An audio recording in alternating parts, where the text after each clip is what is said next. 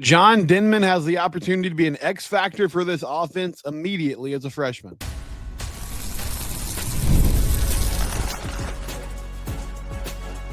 You are Locked On Horned Frogs, your daily podcast on the TCU Horned Frogs. Part of the Locked On Podcast Network, your team every day. Locked On Horned Frogs, your team every day. I'm your host, Steven Simcox. I've been covering TCU athletics for the past 12 years. We got a lot of ground to cover today. TCU baseball, well, they will take on Houston in the Big 12 tournament tonight. Game's supposed to start at 7:30. But there's 3 games in front of them, so a good chance that that'll be a little bit delayed. But the number 11 Houston Cougars, they upset the 6th seed Kansas State. It's single elimination in the Big 12 tournament now, so they move on.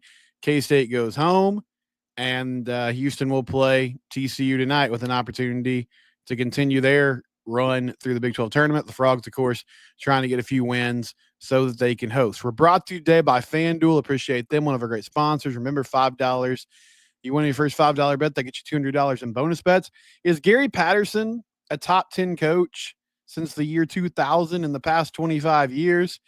I'll tell you why I think how Sonny Dykes' tenure goes will determine the legacy of Gary Patterson in a lot of ways. And we'll talk about that in segment 2. But we start today with TCU football. Jon Denman, freshman running back, plays high school ball in East Texas at Palestine. And he was really productive, really good. You watch his highlight tape, you see this, you don't see this as much at the 5A and 6A level. You see this a lot at lower levels of football where you have one athlete who is just better than everybody else. And even if they're running back, wide receiver, whatever the case is, they'll take a lot of direct snaps. The offense centers around them in a way that is unusual, even for a really good player. That was Jon Denman in high school. I mean, he took a bunch of direct snaps at the quarterback spot. He is big. He is fast. He has good contact balance. This is not a dude that goes down very often at first contact. He runs through people. He bounces off people. From a measurable standpoint, 5'10", 195 pounds.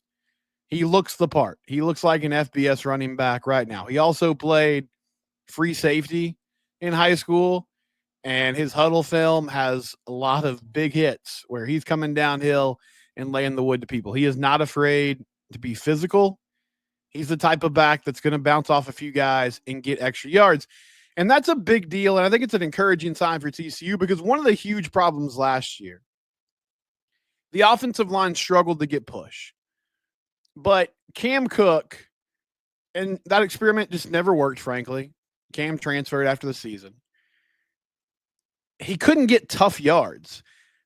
One thing about really good running backs is, yes, they will break off a big run. You know, they'll take it 50, 60 yards for a touchdown or get past the line of scrimmage, make a move, and take one for a long gain. But one of the things that made Kendre Miller great, when we talk about Amari DiMercado, Amani Bailey, they could turn 2nd and 11 into 2nd and 7. And what I mean is, okay, there's not much there. It's 1st and 10. My O-line wasn't able to get much of a push.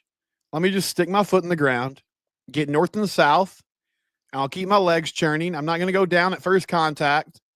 And I'll get 2 or 3 yards. And that's not something that you're going to talk about in a podcast after the game. Like, I'm not going to get on here in the post-game podcast and talk about how, man, our running backs did a really good job of, creating positive plays on 1st and 10 when there wasn't much there. It's not something that's going to show up in the stat sheet.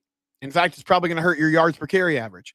But it's important because it helps keep your offense on schedule. 2nd and 8, 2nd and 7, that's not where you want to live. But that's more manageable than 2nd and 12. And it gives you more options as a play caller to say, okay, can we get 4 or 5 yards here? Can we get a first down here? Whatever the case is, it's good for your offense. TCU is missing a player like that. If you have 5 running backs, do you have any? I saw today when I was looking at this, another person who covers TCU said this was a deep running back room. I understand the sentiment, but it's not deep from a proven standpoint. Like, there's not a lot of proven guys on this roster.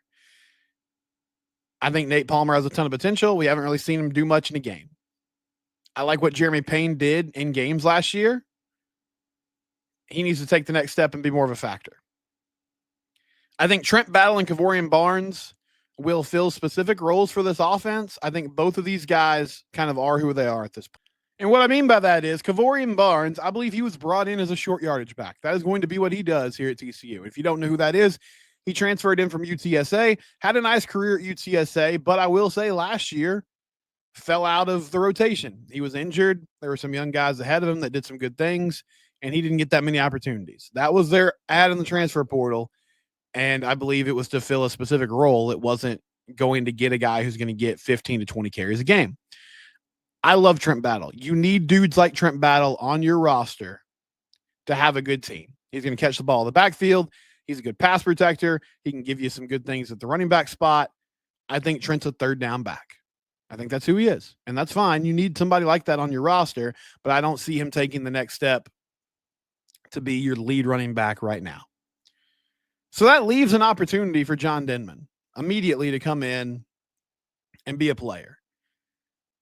And some of you might wonder, like, Steven, why are you harping so much on the run game? And I've said this before. It was such an obvious weakness last year that I just want to get the point across that if they can improve that part of their offense, the offense is going to be so much better. I saw this from an article earlier this week on ESPN where they were ranking QB tiers. They were basically ranking every quarterback in Power 5 football. But they were discussing the guys at the top, and this was not about TCU, but TCU was included in this part. They're talking about Drew Aller. Penn State ran a successful play on 52% of its dropbacks last season. That's tops by a team returning its 2024 starter. Next best was TCU at 50.3%. That means 50% of the time that Josh Hoover was dropping back, that was a successful play. Why is that a big deal? Think about the team last year. They did not have a run game. They had a defense that early in the season struggled. Everybody in the stadium knew that TCU was going to have to pass the ball a lot to be successful, and they were still able to do it. They did it without tight ends either. They really did it with Eric McAllister and J.P. Richardson and Jack Besh and Savion Williams. Those were the guys that time after time made plays when everybody knew they had to do it. So, if you add a running game to that offense, that's going to help this team out so much. It's going to make them so much better. And I've been confused this offseason as to why they weren't more aggressive in the portal. And it takes two to tango. I've been critical of the offensive line, but it's not just the O-line. They're part of this. The running backs are factors too. The thing that I don't really understand is TCU didn't go add at either of those places. Now, I guess I understand it because Cade Bennett's coming back from injury. They're sliding Colton Deary over to center. Carson Bruno reportedly was banged up last year. He's healthier. He's going to battle Remington Strickland for that other guard spot. Okay, they think they got 5 guys who can play. They feel like they have options at running back. I would agree they have options too. I'm just curious, if you don't have a proven player, why wouldn't you go get somebody? Because in my mind, it's just like, okay, we all agree we need to get better at running the ball. So let's go allocate our resources to doing that. But what does it mean for the guys in the room right now? It means there's opportunities to step up and make things happen. Fall camp is going to be big for this. I think the first couple of weeks of the season is going to be telling. I feel like against North Carolina, there's a good chance we see 3 or 4 guys carry the rock. Because they're going to find out who can do this. So Jon Denman, as a true freshman, be ready to go. Because there will be chances for you to get the ball in your hands And if you can make plays, you'll be one of those guys that we talk about as a factor in this offense. When we come back, Gary Patterson's not a top 10 coach in the past 25 years. We'll talk about that next year on Locked On Horned Frogs, your team every day.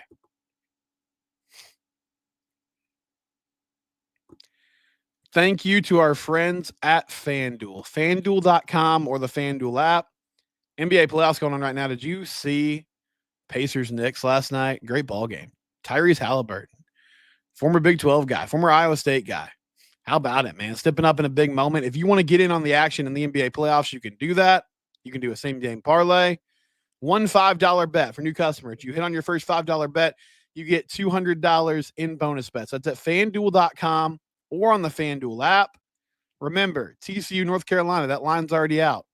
Frogs 1.5-point underdogs. That's silly, man. They're going to cover that. They're going to win that ball game against Bill Belichick and company.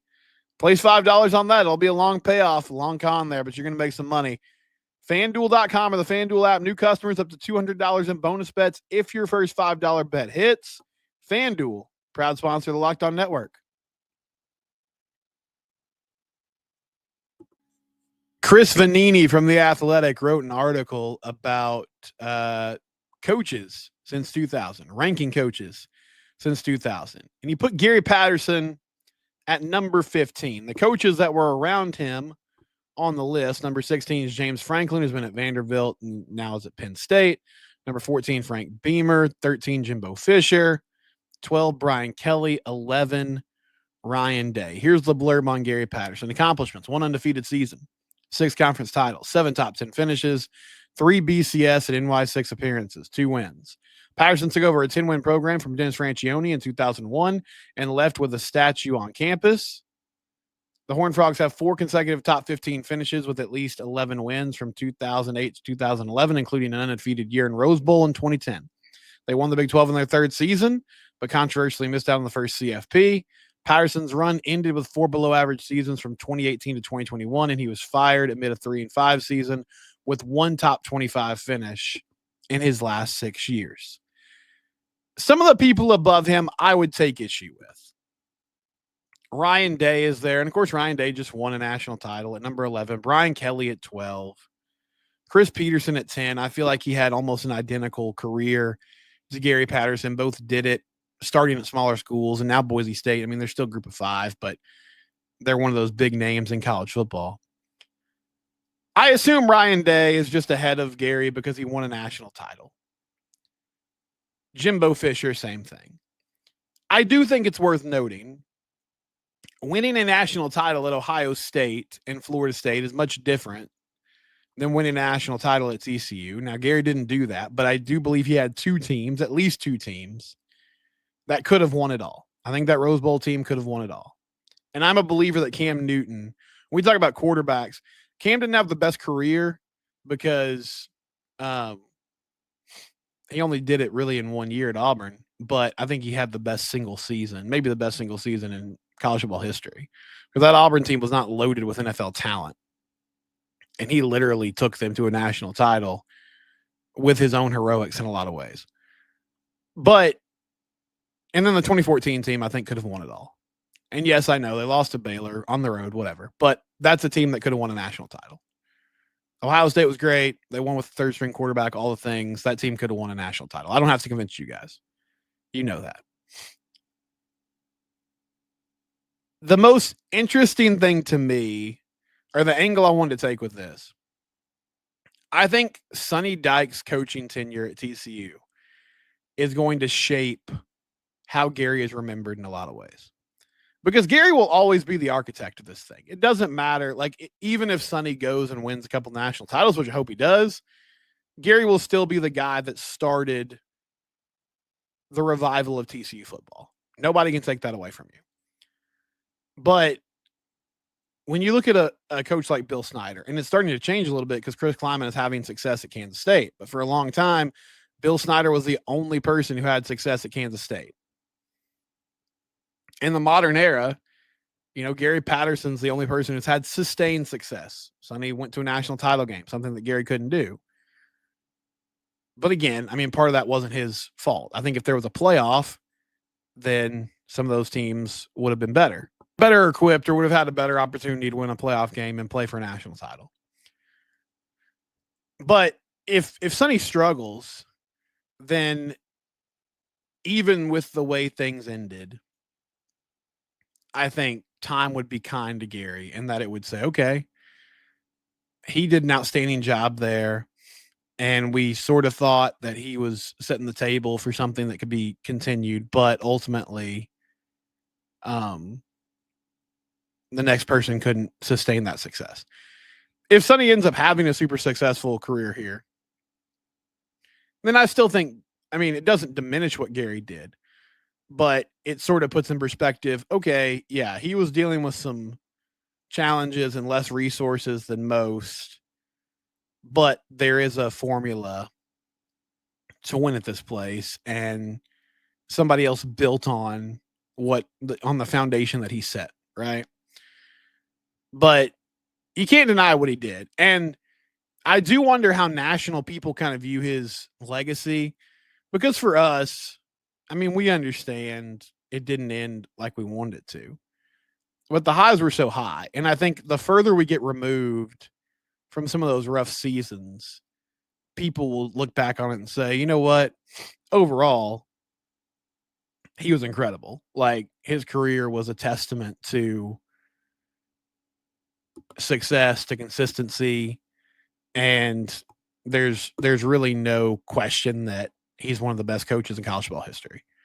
Um, but yeah, I do wonder how the national media kind of looks at the end of his career, because I don't know how many people were paying attention. I remember when he got let go, the initial reaction from people outside of the TCU bubble was sort of like, wait, what the heck? Why would they do that? How can you do that? That's so disrespectful. But I believe it's just because people didn't really understand what was going on. They weren't watching the program, so they didn't know that. I mean, they saw the record and they were like, oh, TCU's having a rough season. They didn't know how uncompetitive that team was when they played Kansas State in Manhattan. I remember like one or two people mentioning it, but then when the news came down later that weekend that it was all happening, it was sort of like, well, that's crazy. And it was a shocking move at the time because there wasn't a ton of chatter. I mean, amongst fans there was, but there wasn't a lot of movement, it felt like, from the higher ups. But bottom line is, Gary was incredible, is an incredible coach. And I hope he gets his due at the end of the day, even though it didn't end how we wanted it to. And I was really critical of him when he was heading out the door. You can't diminish what he did. And people that like make fun of the statue thing, I mean, he earned it. Like, the things he did here can't be diminished. And so he earned that by his accomplishments. TCU baseball takes on Houston in the Big 12 tournament. A tougher test than you might expect tonight. We'll talk about that next year on Locked On Horned Frogs, your team every day.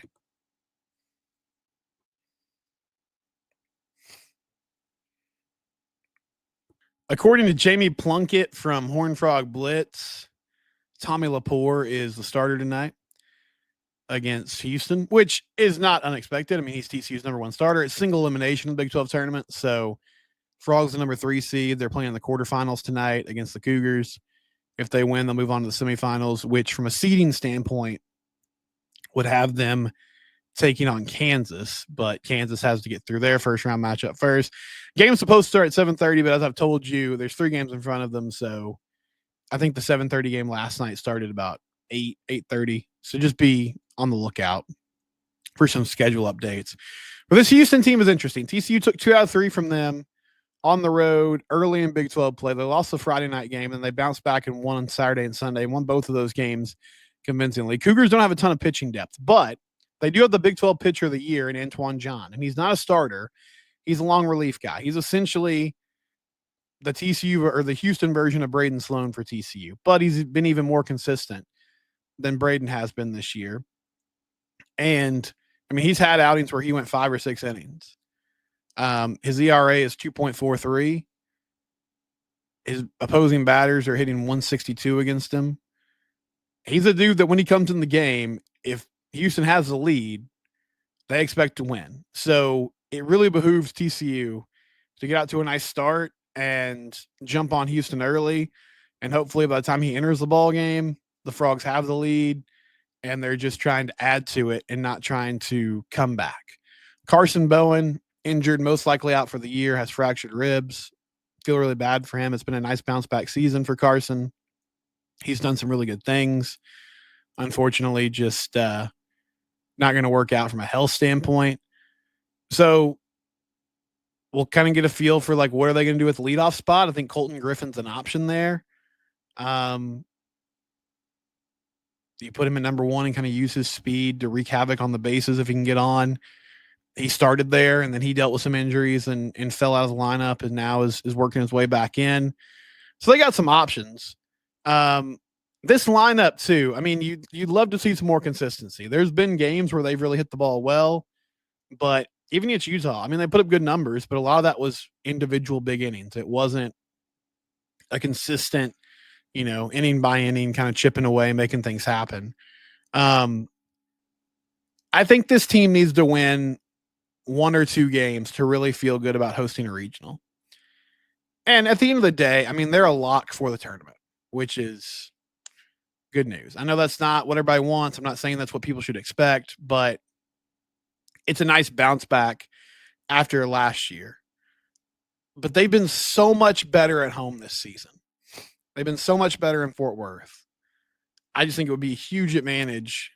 I mean, it always is, but especially for a young team that has struggled on the road, big time advantage to be in your home ballpark and at least that first, regional section of the postseason have the opportunity to be in front of your home fans.